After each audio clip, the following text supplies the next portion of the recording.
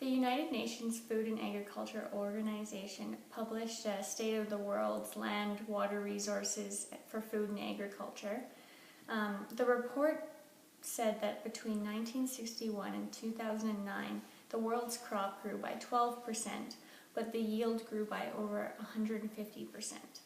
So that sounds great, but it's unsustainable because it depletes the value of the soil and causes a lot of soil degradation. So what's responsible for the cause of such a great yield? Well, there's lots of different factors, and a non-exhaustive list are like irrigation techniques, farming equipment improvement, chemical fertilizer, monoculture crops, and genetically modified organisms. And many of these, if not all of them, cause soil degradation. So I could speak extensively about the social, environmental, and political effects of all these factors, but I'm only going to focus on one, and that's monoculture crops. So monoculture crops, because they pull so much out of the soil, you need to inject chemical fertilizers. And if any of you have seen a chemical fertilizer plant, it has its own waste stream, its own environmental footprint.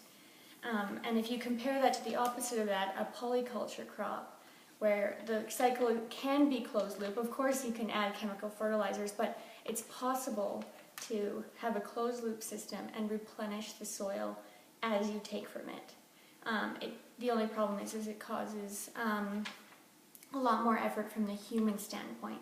But that doesn't mean that it yields less than a monoculture crop. It can yield, studies have shown that it can yield even more, and it's much better for the cycle, and it kind of works with nature's natural cycles instead of against it.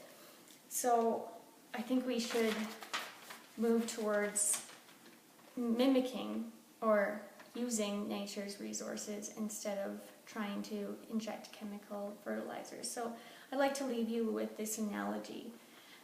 If humans were to eat only one type of food, we wouldn't be very healthy or live a life of longevity. And soils are the same. They're a very complex living organism, and with one monocrop, they're not going to thrive for very long, and it's unsustainable for our future generations.